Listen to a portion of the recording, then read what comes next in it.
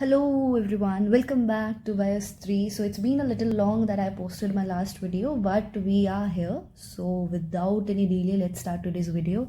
And the topic is going to be, you are right, photosynthetic pigments. So let's begin.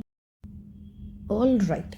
So first let's begin with what are pigments. Pigments क्या होते हैं?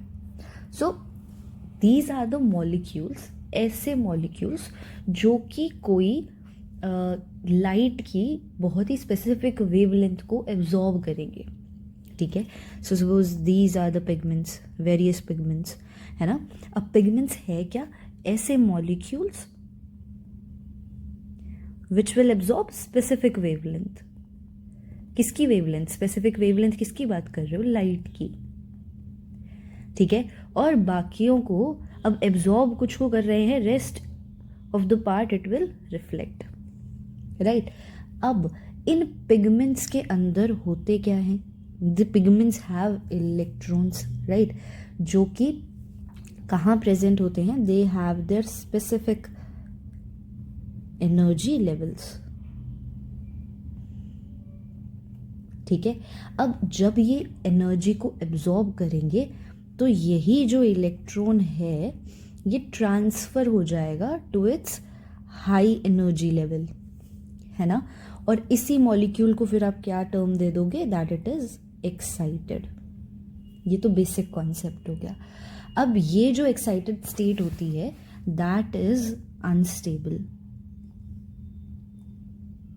ठीक है. और ये वापस से अपनी एनर्जी स्टेट पर आएगा, प्रीवियस एनर्जी स्टेट पर, which was normal for it, है ना. नॉर्मल एनर्जी स्टेट के ऊपर ये आएगा वापस से.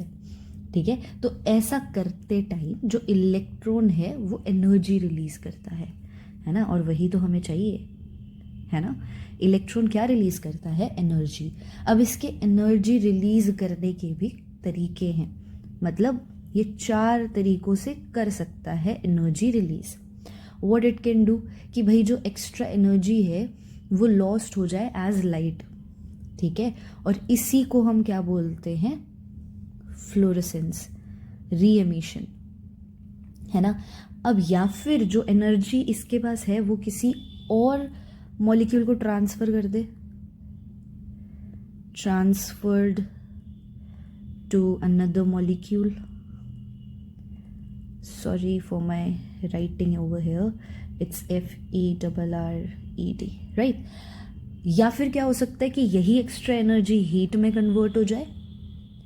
और क्या हो सकता है कि भाई एनर्जी भी एंड इलेक्ट्रॉन भी दोनों ही किसी और मॉलिक्यूल को पास ऑन कर दिया जाए, है ना. Energy and electron. तो ये तरीके हैं कि जो इलेक्ट्रॉन है वो अपनी एनर्जी इन 4 तरीकों से रिलीज कर सकता है. अगर आप फोटोसिंथेसिस के रिस्पेक्ट में बात करोगे, if we talk about photosynthesis, तो प्लांट्स को ना पिगमेंट्स चाहिए ताकि वो एनर्जी को एब्जॉर्ब कर सकें. और एनर्जी सफिशिएंट होनी चाहिए कि भाई मेरा इलेक्ट्रॉन एक्साइट हो जाए ताकि फिर वो पास हो सके on to the another molecule. और इसी तरीके से क्या चल जाएगी? Electron transport chain, right. होती कौन सी लाइट है ये आपकी? That is the visible light and the range is 400 to 700 nanometre. The optimum temperature जिसके ऊपर फोटोसिंथेसिस परफॉर्म होती है दैट इज 25 to 35 डिग्री सेल्सियस. अब अगर आप इसको यूवी लाइट दे दो तो भाई वो इतनी ज़्यादा एनर्जी दे देगी कि जो पिगमेंट है वो डैमेज हो सकता है. अगर आप इंफ्रारेड रेडिएशन दे दो तो वो इतनी कम एनर्जी देगा कि वो इलेक्ट्रॉन जो है वो एक्साइट ही नहीं हो पाएगा. सो this is the wavelength and this is the optimum temperature for photosynthesis. अब हमने पिगमेंट्स क्या होते हैं ये तो जान लिया. Now there are different types of pigments, right, in a plant, है ना. So pigment क्या क्या हैं हमारे पास? We have chlorophyll A, we have chlorophyll B, we have carotenoids, we have xanthophylls, and we have one more was there, phycobilins. एक और रह गया, कहाँ लिखें इसको, let's place it here. That was anthocyanins. So these are the photosynthetic pigments, types of pigments. अब इनमें से अगर क्वेश्चन आ जाए what is the major and the most abundant pigment in plants, that is chlorophyll A. ये light को absorb करेगा जिसकी wavelength क्या होगी 430 नैनोमीटर से 660 नैनोमीटर, राइट. ये क्या करेगा, ग्रीन लाइट को तो रिफ्लेक्ट करेगा, and you know the light which is being reflected वही कलर हमको नजर आता है. Now as it is reflecting green light, so हमें प्लांट कैसा दिखता है, ग्रीन इन कलर. ठीक है, so I have made a diagram for you. यहाँ पर हमारे पास एक चेन होती है सबसे पहले. ठीक है, this chain is hydrophobic phytol chain. Over here, this is hydrophobic phytol chain. कहाँ मिलेगी, it is embedded in the lipid membrane. फिर इधर आ जाओ, the porphyrin ring, ये मेम्ब्रेन के बाहर मिलेगी, आउटसाइड. ऑल्सो सेंटर में आपको कौन सा मेटल मिलेगा, मैग्नीशियम. ठीक है, यही वो पार्ट है पिगमेंट का which will absorb the energy from the light. इसको हम एक और नाम से जानते हैं, that is your tetrapyrrolic ring. ठीक है, so this is the structure of chlorophyll A pigment. Coming over to chlorophyll B, अब बाकी हमारे कुछ एक्सेसरी पिगमेंट्स हम उनको बोल देते हैं. Majorly is your chlorophyll A pigment. ठीक है, इसका जो स्ट्रक्चर है क्लोरोफिल बी का वो सिमिलर है, एब्जॉर्प्शन जो इसका स्पेक्ट्रा है वो भी सिमिलर है प्रीवियस पिगमेंट के. इसका काम क्या है, that it will help in increasing the, क्या करेगा, जो रेंज ऑफ लाइट है जो कि हमारा प्लांट यूज कर सकता है फॉर द एनर्जी, ये उसको इंक्रीज करता है. कैरोटिनॉइड्स पे आ जाओ, एक्सेसरी पिगमेंट्स आ गए अब ये हमारे. ठीक है, अ क्लास ऑफ एक्सेसरी पिगमेंट्स कहाँ मिलेंगे, in all the photosynthetic organisms. ठीक है, ये होते कैसे हैं, हाइड्रोफोबिक इन नेचर. ठीक है, the absorption spectra again is from 460 to 550 nanometre. Colour आपको कैसा नजर आएगा, रेड, ऑरेंज एंड येलो, और येलो, राइट. इनका फंक्शन क्या है, देखो इनका फंक्शन है प्रोटेक्शन का, राइट. इनका फंक्शन क्या है कि प्लांट को प्रोटेक्ट करेंगे. प्रोटेक्ट करेंगे, किससे प्रोटेक्ट करेंगे भाई, ये प्रोटेक्ट करेंगे फ्रॉम फ्री रेडिकल्स.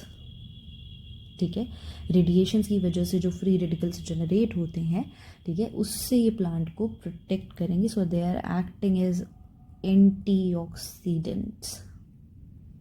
ठीक है, जो भी फ्री रेडिकल्स होते हैं वो ऑर्गेनिज्म के लिए बहुत हार्मफुल होते हैं. क्यों हार्मफुल होते हैं, क्योंकि इनके पास ना एक एक्स्ट्रा इलेक्ट्रॉन होता है, और वो एक्स्ट्रा इलेक्ट्रॉन बड़ा शातिर है. They it will attack your molecular bonds. अगर मॉलिक्यूलर बॉन्ड्स पे अटैक करेगा तो जो मॉलिक्यूल की फंक्शनिंग है, ठीक है, या फिर जो मॉलिक्यूल है, मॉलिक्यूल की जो फंक्शनिंग है वो ख़राब हो जाएगी, है ना. And it will lead into the formation of your toxic compounds. So carotenoids is very useful. ठीक है, next we have xanthophylls. अब ये क्या है, xanthophylls कुछ नहीं है, they are the oxidized carotenoids. Oxidized carotenoids. इनके पास क्या मिलेगी आपको, ऑक्सीजन मिलेगी. ये कैसे दिखेंगे, रेड एंड येलो. ठीक है, और ये बहुत कम एनर्जी को ही एब्जॉर्ब करते हैं. ठीक है, जो आपको कलर नज़र आता है ना, yellow red colour of some leaves, ठीक है, फ्लावर्स का, फ्रूट्स का, that is because of xanthophylls. ठीक है, अब हमारे पास 2 रह गए, that is your anthocyanins and we have your phycobilins, right. अब इसमें तो हमें मिलता है कॉपर, ठीक है, और ये मिलेगा आपको, ये पिगमेंट स्टोर होते हैं आपके विक्यूल के अंदर. प्लांट सेल में it is stored inside the विक्यूल. ठीक है, तो मतलब वाटर सॉल्युबल हुए. फाइकोबाइलिन्स की अगर हम बात करें तो ये मिलते हैं साइनोबैक्टीरिया में. ठीक है, और कौन सा पिगमेंट की फॉर्म में मिलते हैं? फाउंड एज फाइकोएरिथ्रिन इन, कहाँ पर? अगर हम बात करें, there is a class of algae which is called rhodophyta. ठीक है, so this was all about your photosynthetic pigments in brief. So I have tried to present this in very short and crisp form, yet in understandable manner, right? So अगर question कैसे आ सकता है कि भाई chlorophyll का metal ligand क्या है, सो हमने पढ़ा दैट वाज मैग्नीशियम. कैरोटिन्स, जो कैरोटिनॉइड्स हैं, वो प्लांट्स को किससे प्रोटेक्ट करते हैं? They protect, they are as they are antioxidants, तो वो किससे प्रोटेक्ट करेंगे? From photo oxidation, right? So these are the kind of questions which arise from this section, either in your MSc entrance examinations or in your NEET examinations. So thank you so much for watching. If you come up with any doubt, do not hesitate to mention it in the comment section. We'll meet soon. Till then, keep learning and revising. Bye bye, take care.